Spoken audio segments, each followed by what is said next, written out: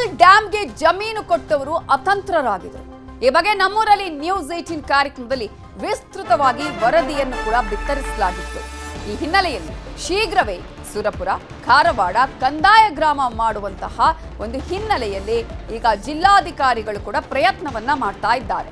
ಬೆಳಗಾವಿ ಜಿಲ್ಲೆಯ ಸುರಪುರ, ಖೇರವಾಡ ಗ್ರಾಮಗಳು, ಈ ಗ್ರಾಮಗಳು 70 ವರ್ಷಗಳ ಹಿಂದೆ ಡ್ಯಾಮ್ಗೆ ಅಂತ ಹೇಳಿ ಭೂಮಿಯನ್ನ, ಗ್ರಾಮವನ್ನೇ ಕೊಟ್ಟಿದ್ರು ಆ ಭಾಗದ ಜನ.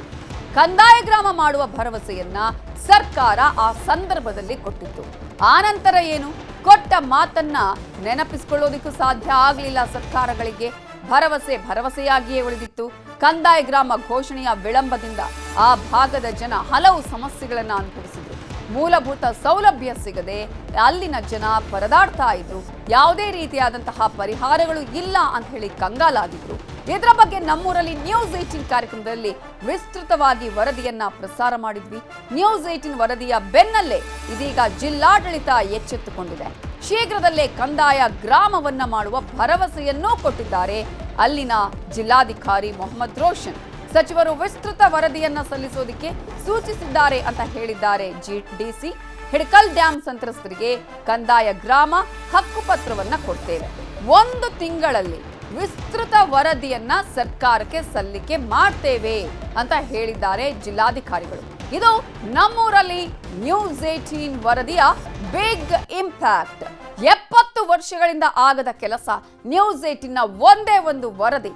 ಅದು ಆ ನಮ್ಮೂರಲ್ಲಿ ನ್ಯೂಸ್ 18 ಕಾರ್ಯಕ್ರಮದಲ್ಲಿ ವಿಸ್ತೃತವಾಗಿ ಅಲ್ಲಿನ ಸಮಸ್ಯೆಗಳು, ಜನ ಪಡ್ತಾ ಇದ್ದಂತಹ ಕಷ್ಟಗಳನ್ನ ವಿಸ್ತೃತವಾಗಿ ತೋರಿಸಲಾಗಿತ್ತು.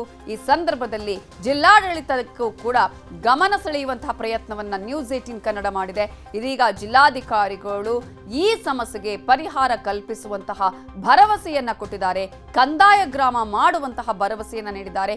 1 ತಿಂಗಳ ಒಳಗೆ ವರದಿಯನ್ನ ಸಲ್ಲಿಕೆ ಮಾಡುವಂತಹ ಭರವಸೆಯನ್ನು ಕೂಡ ನೀಡಿದ್ದಾರೆ. ಇದು ನ್ಯೂಸ್ 18 ಕನ್ನಡದ ಬಿಗ್ ಇಂಪ್ಯಾಕ್ಟ್ ಸ್ಟೋರಿ.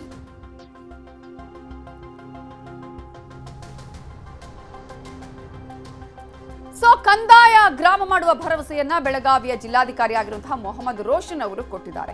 ಇಷ್ಟು ವರ್ಷಗಳ ಕಾಲದ ಸಮಸ್ಯೆಗೆ ಈಗ ಪರಿಹಾರ ಕೊಡಿಸುವಂತಹ ನಿಟ್ಟಿನಲ್ಲಿ ಏನೆಲ್ಲ ಪ್ರಯತ್ನಗಳು ಆಗ್ತಾ ಇದೆ ಅನ್ನೋದನ್ನ ಅವರ ಜೊತೆ ಮಾತನಾಡಿಸಿದ್ದಾರೆ ನಮ್ಮ ರಿಪೋರ್ಟರ್ ಚಂದ್ರಕಾಂತ್ ಸುಗಂಧಿ. ಏನ್ ಹೇಳಿದ್ದಾರೆ ನೋಡೋಣ. ಬೆಳಗಾವಿಯಲ್ಲಿ ಹಿಡಕಲ್ ಜಲಾಶಯ ನಿರ್ಮಾಣವಾಗಿ ಸುಮಾರು 75 ವರ್ಷ ಕಳೆದಿದೆ. ಈ ಒಂದು ಸಂತ್ರಸ್ತರಿಗೆ ಇದುವರೆಗೂ ಕೂಡ ಯಾವುದೇ ರೀತಿ ಸೌಲಭ್ಯ ಸಿಕ್ಕಿಲ್ಲ. ಆ ಗ್ರಾಮಗಳನ್ನ ಕಂದಾಯ ಗ್ರಾಮಗಳಾಗಿ ಏನು ಮಾಡಿಲ್ಲ. ಹೀಗಾಗಿ ಗ್ರಾಮಸ್ಥರಿಗೆ ಸಮಸ್ಯೆ ಆಗ್ತಿದೆ. ಈ ಬಗ್ಗೆ ನ್ಯೂಸ್ 18 ನಮ್ಮೂರಲ್ಲಿ ನ್ಯೂಸ್ 18 ಕಾರ್ಯಕ್ರಮದಲ್ಲಿ ವಿಸ್ತೃತವಾದ ವರದಿ ಪ್ರಸಾರವಾಗಿತ್ತು. ಈ ಬಗ್ಗೆ ಮಾತಾಡಕ್ಕೆ ಬೆಳಗಾವಿ ಜಿಲ್ಲಾಧಿಕಾರಿ ಮೊಹಮ್ಮದ್ ರೋಷನ್ ನಮ್ಮ ಜೊತೆಗಿದ್ದಾರೆ. ಸರ್, ಈಗ ಬೆಳಗಾವಿ ಜಿಲ್ಲೆಯ ಹಿಡಕಲ್ ಜಲಾಶಯ ಸಂತ್ರಸ್ತರಿಗೆ ಯಾವುದೇ ರೀತಿ ಮೂಲಭೂತ ಸೌಕರ್ಯ ಸಿಗ್ತಾ ಇಲ್ಲ, ಕಂದಾಯ ಗ್ರಾಮ ಆಗ್ತಾ ಇಲ್ಲ ಅಂತೇಳಿ ಇದರ ಬಗ್ಗೆ ನಾವು ಹಿಂದಿನ 2-3 ತಿಂಗಳಿಂದ ಸ್ವಲ್ಪ ಹೋಮ್ವರ್ಕ್ ಮಾಡ್ತಾ ಇದ್ದೀವಿ. Hidkal dam special land acquisition officer ಅಂತ 1974, 75, 76 ಆ ವರ್ಷದಲ್ಲಿ ಆ ಒಂದು ಆಫೀಸ್ ಸ್ಥಾಪನೆ ಮಾಡಿ ಆವಾಗ ಅಕ್ವಿಸಿಷನ್ ಮಾಡಿಕೊಂಡು ಯಾರ್ಯಾರಲ್ಲಿ ಸಂತ್ರಸ್ತರಿದ್ರೋ ಅವ್ರಿಗೆ ರಿಹ್ಯಾಬಿಲಿಟೇಟ್ ಮಾಡಲಿಕ್ಕೆ ಬೇರೆ ಕಡೆ ಫಾರೆಸ್ಟ್ ಲ್ಯಾಂಡ್ ಇರ್ಬೋದು, ಇತರೆ ಜಮೀನುಗಳಿರ್ಬೋದು, ಅದನ್ನು ಅಕ್ವೈರ್ ಮಾಡಿ ರಿಹ್ಯಾಬಿಲಿಟೇಷನ್ ವಿಲೇಜ್ ಅಂತ ಆವಾಗ ಮಾಡಿದ್ದಾರೆ. ಅದಾದ ನಂತರ ನಾವಿಲ್ಲಿ ಬಂದ ನಂತರ ನಮ್ಮ ಜಿಲ್ಲೆಯ ಉಸ್ತುವಾರಿ ಸಚಿವರು ನಮಗೆ ಆ ಜವಾಬ್ದಾರಿಯನ್ನು ಕೊಟ್ಟು ಇವರಿಗಿನ್ನೂ ಹಕ್ಕುಪತ್ರ ಸುಮಾರು ಜನರಿಗೆ ಸಿಗಲಿಲ್ಲ, ಏನೇನು ದಾಖಲೆಗಳಿದ್ದಾವೆ ಅಂತ ಹುಡುಕಿ ಅಂತ ನಮಗೆ ಅವರು ಹೇಳಿದ ನಂತರ ಆ ಸೂಚನೆ ಮೇರೆಗೆ ನಾವು Hidkal special land acquisition officer ಆಫೀಸಲ್ಲಿ ಹೋಗಿ ಹುಡುಕಿ ಬಹಳ ಹಳೆ ಡಾಕ್ಯುಮೆಂಟ್ಸ್ ನಮಗೆ ಸಿಕ್ಕಿದ್ದಾವೆ. ಸರ್ಕಾರ ಹಂತದಲ್ಲಿ ಇದನ್ನು ಡಿಸ್ಫಾರೆಸ್ಟ್ ಮಾಡಲಿಕ್ಕೆ ಆವಾಗಿನ ಸರ್ಕಾರ ಆದೇಶ ಮಾಡಿರೋದು ಒಂದು ಉಲ್ಲೇಖದಲ್ಲಿ ನಮಗೆ ಆ ಆರ್ಡರ್ ನಂಬರ್ ಸಿಗ್ತಾ ಇದೆ. ಆದರೆ ಅದಾದ ನಂತರ ಡಿಸ್ಫಾರೆಸ್ಟ್ ಆಗಿ ಆರ್ಡರ್ ಆಗಿದೆ, ಡಿನೋಟಿಫೈ ಆಗಲಿಲ್ಲ. ಆ ಹಂತಕ್ಕೆ ಬಂದು ನಾವು ನಿಲ್ತ್ಕೊಂಡಿದ್ದೀವಿ. ಡಿನೋಟಿಫೈ ಆಗಲಿಲ್ಲ ಅಂದರೆ ಇನ್ನೂ ಆ ಏರಿಯಾ ಫಾರೆಸ್ಟ್ ಡಿಪಾರ್ಟ್ಮೆಂಟ್ ಅಂಡರಲ್ಲೇ ಬರುತ್ತೆ ಅಂತ ಬ್ರಾಡ್ಲಿ ನಮ್ಮ ಅಂಡರ್ಸ್ಟ್ಯಾಂಡಿಂಗ್ ಇದೆ.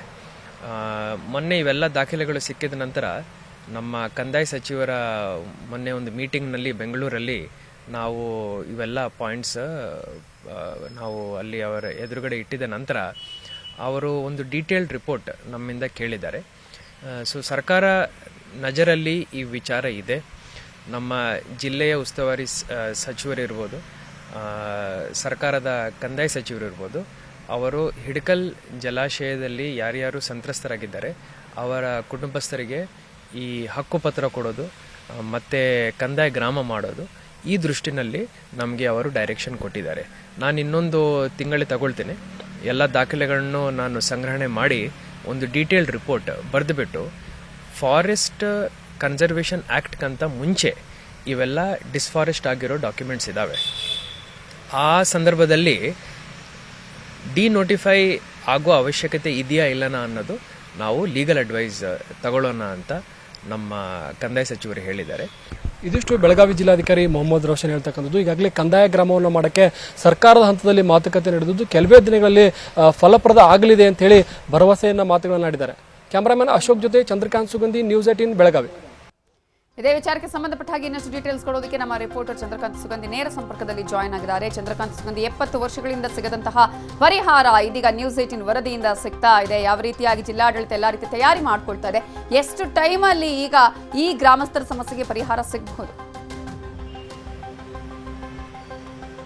ನವಿತಾಜನ್, ಪ್ರಮುಖವಾಗಿ ಬೆಳಗಾವಿಯ ಜೀವನಾಡಿ ಅಂತ ಹೇಳಿ ಏನು ಹಿಡಕಲ್ ಜಲಾಶಯವನ್ನು ನಾವು ಕರಿತೀವಿ. ಸುಮಾರು 51 TMC ಅಷ್ಟು ನೀರು ಸಂಗ್ರಹದ ಈ ಒಂದು ಜಲಾಶಯಕ್ಕಾಗಿ ಜಮೀನು ಮತ್ತು ಗ್ರಾಮಗಳನ್ನೇ ಕೊಟ್ಟಂತಹ ಸಂತ್ರಸ್ತರಿಗೆ ಇವತ್ತು ಅತಂತ್ರರಾಗಿದ್ರು. ಬೆಳಗಾವಿ ತಾಲೂಕು ಮತ್ತು ಖಾನಾಪುರ ತಾಲೂಕಿನ 10ಕ್ಕೂ ಹೆಚ್ಚು ಕಡೆಯಲ್ಲಿ ಪುನರ್ವಸತಿ ಕೇಂದ್ರಗಳನ್ನ ಸ್ಥಾಪನೆ ಮಾಡಲಾಗಿದೆ. ಆ ಪುನರ್ವಸತಿ ಕೇಂದ್ರಗಳಲ್ಲಿ ಯಾವುದೇ ರೀತಿ ಸೌಲಭ್ಯ ಇಲ್ಲ. ಏನು ಈವನ್ ಕಂದಾಯ ಗ್ರಾಮವನ್ನು ಕೂಡ ಮಾಡಿಲ್ಲ ಮತ್ತು ಹಕ್ಕುಪತ್ರವನ್ನು ಕೂಡ ವಿತರಣೆ ಮಾಡಲಿಲ್ಲ. ಇದು 70 ವರ್ಷಗಳಿಂದ ಇರತಕ್ಕಂತಹ ಸಮಸ್ಯೆ. ಈ ಸಮಸ್ಯೆ ಬಗ್ಗೆ ನಮ್ಮೂರಲ್ಲಿ ನ್ಯೂಸ್ 18 ತಂಡ ಒಂದು ವಿಶೇಷ ವರದಿಯನ್ನ ಪ್ರಸಾರ ಮಾಡಿತ್ತು. ಬಳಿಕ ಬೆಳಗಾವಿ ಜಿಲ್ಲಾಡಳಿತ ಈಗ ಎಚ್ಚೆತ್ತುಕೊಂಡಿದೆ. ಸುಮಾರು ಮುಂದಿನ 1 ತಿಂಗಳೊಳಗಾಗಿ ಸರ್ಕಾರಕ್ಕೆ ಈ ಬಗ್ಗೆ ವಿಸ್ತೃತವಾದ ಒಂದು ಡೀಟೇಲ್ ರಿಪೋರ್ಟ್ ಅನ್ನು ಸಲ್ಲಿಸಿ ಬಳಿಕ ಶೀಘ್ರದಲ್ಲೇ ಅವರಿಗೆ ಸೌಲಭ್ಯ ಕೊಡುವಂತಹ ಕೆಲಸವನ್ನ ಮಾಡ್ತೀವಿ ಅಂದ್ರೆ, ಯಾಕಂದ್ರೆ 1976ರಲ್ಲಿ ಕಂದಾಯ ರಹಿತ ಭೂಮಿ ಅಂತ ಹೇಳಿ ಮಾಡಿ ಅಂತ ಹೇಳಿ ಅಂದಿನ ಏನು ಸರ್ಕಾರಕ್ಕೆ ಮನವಿ ಸಲ್ಲಿಸಿದ್ರು. ಬಳಿಕ ಯಾರು ಕೂಡ ಇದ್ರ ಬಗ್ಗೆ ಫಾಲೋ ಅಪ್ ಮಾಡಿಲ್ಲ. ಏನು ಅಲ್ಲಿನ ಜನರು ಕೂಡ ಏನು ಪುನರ್ವಸತಿಗಾಗಿ ಬಂದ್ರು, ಅವರೆಲ್ಲರೂ ಕೂಡ ಅರಣ್ಯದಲ್ಲಿ ಅವರಿಗೆ ಜಮೀನನ್ನ ಕೊಟ್ಟರು.